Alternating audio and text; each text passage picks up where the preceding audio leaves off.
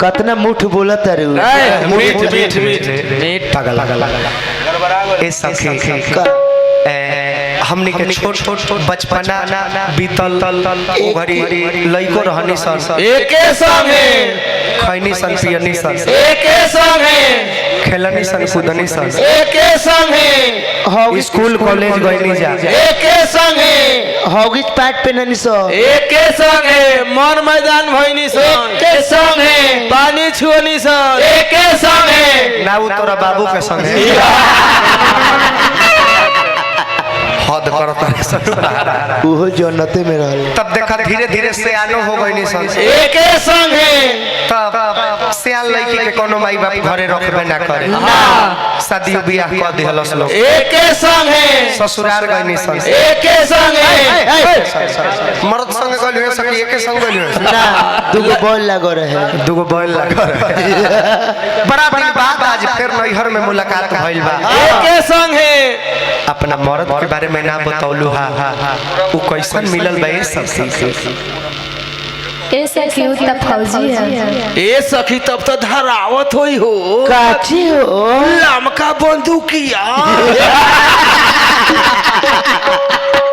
तोर मारता फौजी हो आई रे बाप तब तो तोर भागे जा गइल बारी ए सखी सीमा पर बॉर्डर तो धाए धाए गोली लागत ए सखी तू तो जॉगे जीत ले ले बारू देखनु संगही के सखी रहल तहारे के किस्मत कैसन बा हां एगो नतिया के बेटा हमरो मर्द मिलल ए सखी तहार कैसन मर्द मिलल बा हो छोरा का पूछल रहे ना सखी बताओ ना रहे छोरा ना हमारा भत्तार के विषय में पूछ लेलू अपना के ना बतेबू बताओ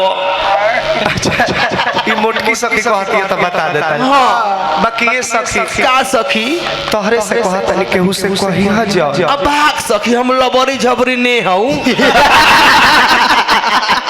ई गवई मेहरारू सन के ऑफिशियल भाषा हां कोनो मेहरारू जतना होई है सुनु हां कोनो आपस में बात करी है सब ई जरूर लगई है सखी ये फलनिया हां तोरे से कहता नहीं हां केहू से कही जा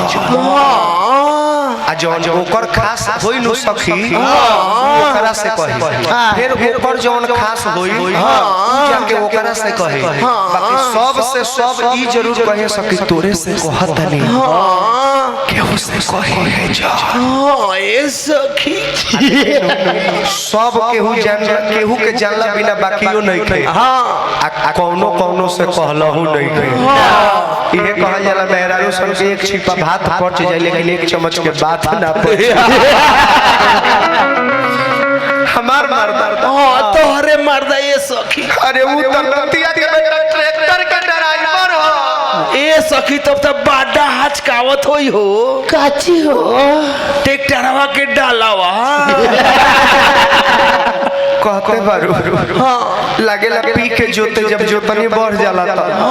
हुरा ठंड हो हां पी के जोतेला त नासा में ओकरा बुझाइबे ना करे दहिने बाएं स्टीयरिंग काटेला बुझाला के डरेर दूर के दोनों खेतवा एके में मिला के का जोत दी ए सखी चीन पाकिस्तान एके में काम मिला देवेला हो पी के जोतेला त सखी तब ड्राइवर ट्रैक्टर के ड्राइवर पी लेवे हां एने ओने स्टीयरिंग काट दिए एगो डरेरे बा बीच में अगर तनी से हेने कटलस तब खेत चिन्हाई कि कौन कौन हो ए सखी तब तो पाके पाक फेंकवा देत होई अरे बाप रात देख के कहत हनी घाटा और अतिया बेचारी कहतिया कि खाली बैठल बैठल भाषण देवे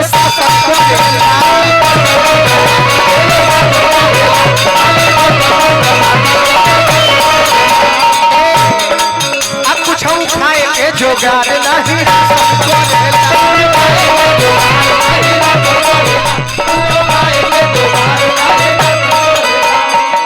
खाली बैठल बैठल भाषण देवे शासन करेला आ कुछ खाए के जोगार नहीं राशन करेला आई देखता भाई बबुआ पैसा ला नाची है नाची नचबा का ए बबुआ नचबा का नचबा हे जाता 2 मिनट बैठा तारा का हम नचावत हम अपना संग नचा तने बैठा 2 मिनट बैठ जा पैसा ला बैठल भाषण देवे शासन करेला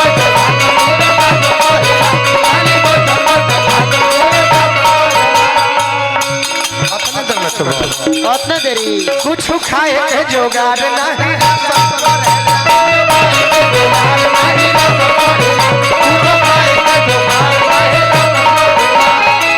रे, एकरा से नीक हम रहती कुआरे।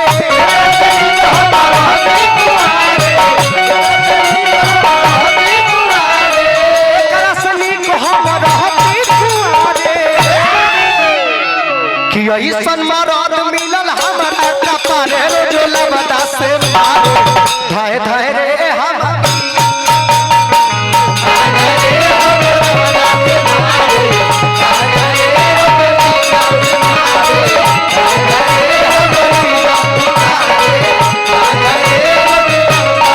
औरतिया बेचारी को हाथ दिया कहतिया कि किला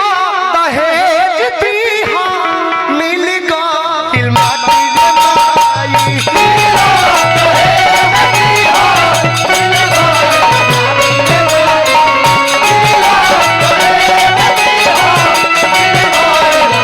आ ससुराल में रहब नाही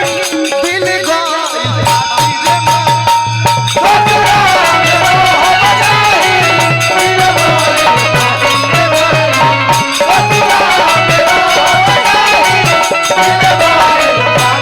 खैर पुरस्कार बापा भैया के माध्यम से हार्दिक अभिनंदन। मारे लमुअली के मारा सिहरा बनला कैसे के रहे करा घारा डरा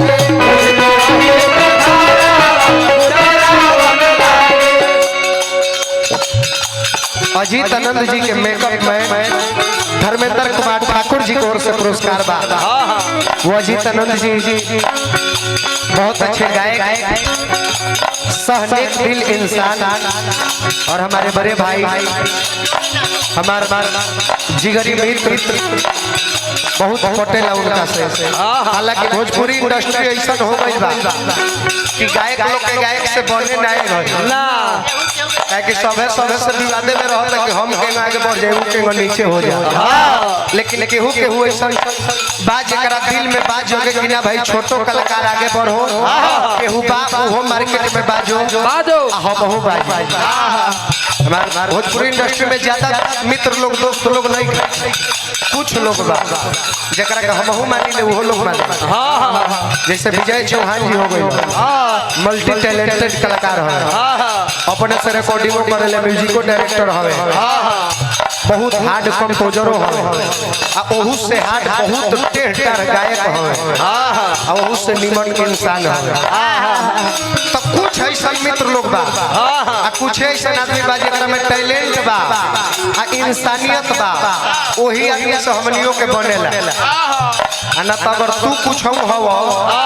तो तू एक एथी से तो हम तीन एथी से सबका के भाव हमनी के ना दी ना जे देवे लायक रहेला वो करे कहे दिल में बसाई दे। जैसे पावर स्टार पवन सिंह जी हो गए देखिए भोजपुरी में एगो तूती बोलेला पावर स्टार पावर एजे से शुरू होला एजे खत्म पावर दोसर के कहां से ले पवन सिंह नाम माता पिता ऑडियंस भगवान एकरा बाद केहू के हम होई ही जाइले कुछ कुछ ऐसा लोग बाजी करा करने के दिल में बसाई ले। मारेला मुअली के मारवा सिहरावन लागे कैसे के रही एकरा घरवा डरावन लागे खिची के सारी ब्लाउज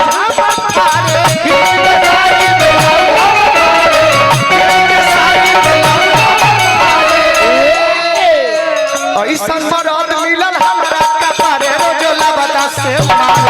धाय धाय रे हमारी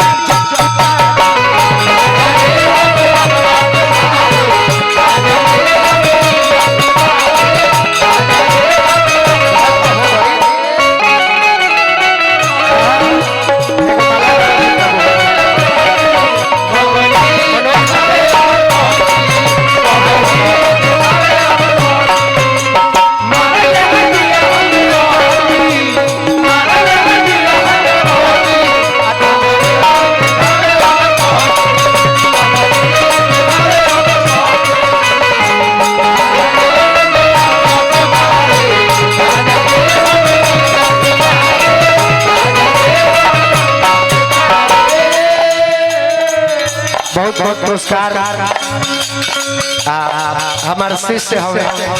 मनोज पटेल जी बहुत सुंदर गायक, हमारे छोट भाई ढेर सारा आशीर्वाद भगवान से प्रार्थना, पद प्रतिष्ठा में 4 चांद लागो। आ गायकी के क्षेत्र में जौना क्षेत्र में लाग रख दो सफलता वो कदम चुमे,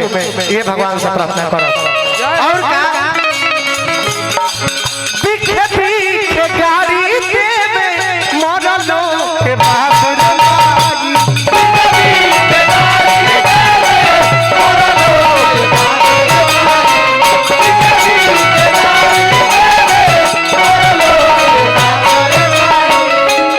रंजय सम्राट जी यूट्यूब चैनल है लागल बा। हाँ हाँ बना रही ये अपने भाभी के छोड़ के घर आ जाता रहे। अब कैसे पसंद कइले कैसन दामाद रे माई,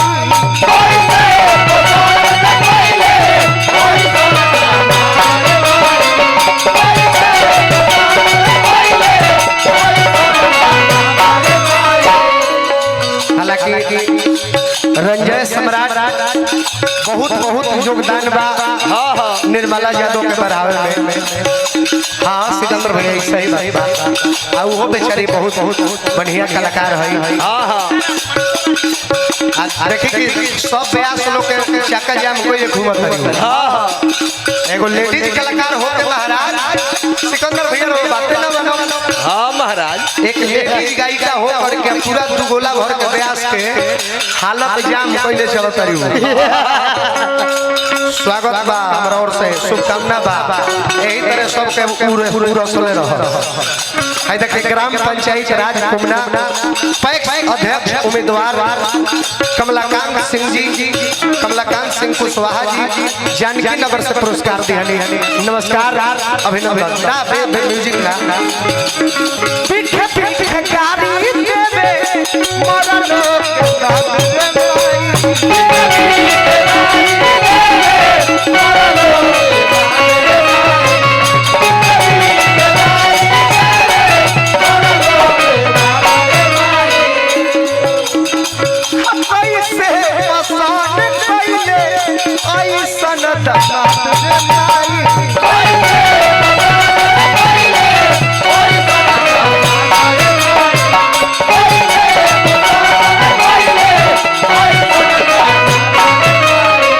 सन राज के रहनिया नहीं रति भर भावे,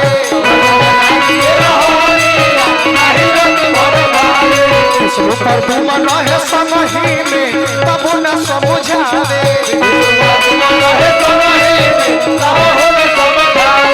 चमन सिकंदर न कबहू दुलारे, चमन सिकंदर न कबहू दुलारे। कि ऐसन मरद मिलल हमरा कपार रे जोला बना से मारे, खाए खाए रे हमारी जान उतारे रे।